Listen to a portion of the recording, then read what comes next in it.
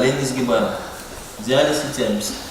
Спорт кешілер рухлыларына ярата, самбо бигерәктә. Биредә мин булдыра алмыйм диеп тору юк. Һәр көнүге тренерның төгәл күрсәтмәләре астында башкарыла. Рафаэль Билданов та 10 яшендә нәкъ менә шул малайлар һәм кызлар кебек беренче тапкыр балалар яшүсмерләр спорт мәктәбе бусагасын атлап керә. Самбо белән шөгыльләнүчеләрне кызыксынып карап торган җирдән тренер Әсләм Кабиров яшүсмерне үз төркеменә чакыра. С того момента я там и остался на ковре. Шуннан бирле мин келәмдә калдым. Ул вакытта без бишәү идек. Соңыннан бер мин генә калдым. Бүгенге көнгә кадәр шөгыльләнәм. Әнием каршы килмәде. Бик шат булды минем спортка тартылганга.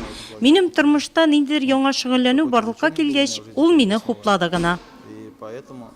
Яшь тренер алдан Әлмәт физик культура киллиятен тәмамлый, аннан армия сафларында хезмәт итеп кайта. Спорт белән шөгыльләнү биредә бик ярап куя.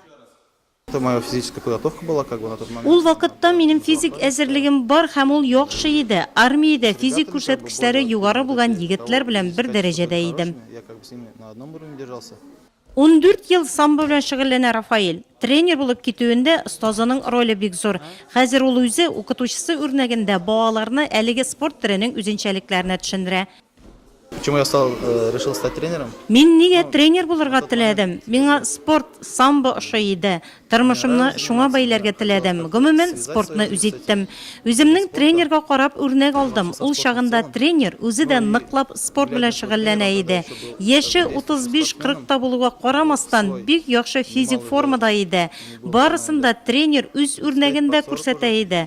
Барлык элементларны да 20-30 мәртәбә җирдән кулларда күтәрелү минем өчен бик яхшы күрсәткеч иде ул. Һәм мин аны үземә үрнәк итеп алдым. Хәзер үз укучыларыма да элементларны үз үрнәгемдә күрсәтергә тырышам. Алар да шулай омтылсыннар һәм балаларда спорт белән шөгыльләнергә теләк булсын дип тырышам. Билданов Рафаэль Рафикович безнең спорт мәктәбендә яшь белгеч. Ул самбо буенча дәресләр алып бара. Үзенең кыска гына вакыт эшләү дәверендә ата-аналар, балалар һәм коллективта хөрмәткә лаек булды. Үзен бары тик яхшы яктан гына күрсәтте.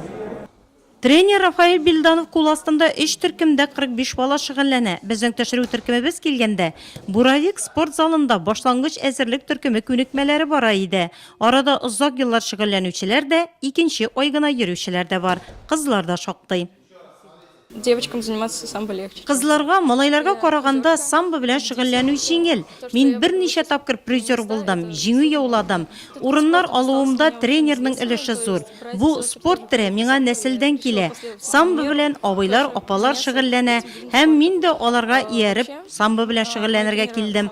Тулаем алганда тренерлар бик әйбәт, яхшы аңлаталар. Наш тренер ответственный и требовательный. Мы хотим равняться на него. Тренер хороший. Тренер бик яхшы безнең. Безгә күнекмәләрне өйрәтә. Алдан миңа авыррак иде, хәзер җиңелрәк. Күнектем тренерга. Ул бик гадел. Безне һәр вакытта да яклаячак. Индивидуальный подход детям. Балаларга шәхси якын килү кирәк, кайчаганда сөйләшергә кирәк, урында мактарга алар өчен дус, шул вакытта укытучы булып та калырга. Нурлат районында 150 бала самбо белән шөгыльләнә. Моның буенча 4 тренер эшли, түгәрәкләр түләүсез. У нас занятия бесплатные. Бездә занятияләр түләүсез, 4 тренер бөтен көнне дә эшләр. Кемгә кайчан уңай шунда шөгыльләнергә килә ала. Яшь тренер дебюты республика бәйгесе 3 этапта үткән. Биредә үз һөнәрен турында презентация ясарга, ачык дәресләр үткәрергә дә кирәк булган. Рафаэль Билданов 2нче урынны алса да, омтылышы алга таба 1нче булырга. Тагын иң зур теләге яшьләр спортка күбрәк тартылсын иде ди ул.